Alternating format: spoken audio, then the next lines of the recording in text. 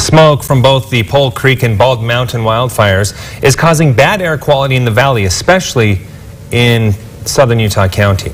Experts say they actually saw spikes to hazardous levels yesterday. News for Utah's Rosie Nguyen joining us now live from Spanish Fork with more on how you can protect your lungs from the smoke. Rosie.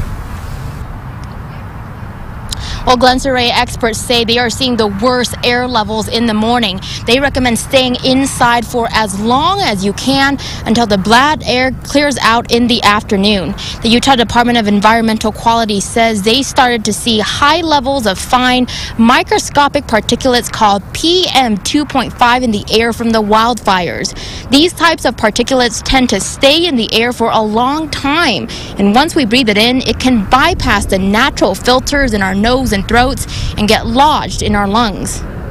This increases inflammation in the lungs. It can cross over to the cardiovascular system, and that can make cases of asthma or bronchitis or any of those other pre-existing conditions worse. And they can also make it really difficult, especially if you're working outside and exposed to that air.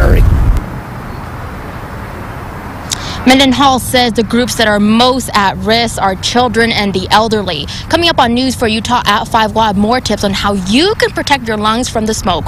Reporting live in Spanish Fork, Rosie Nguyen, News for Utah. Thanks so much, Rosie. Now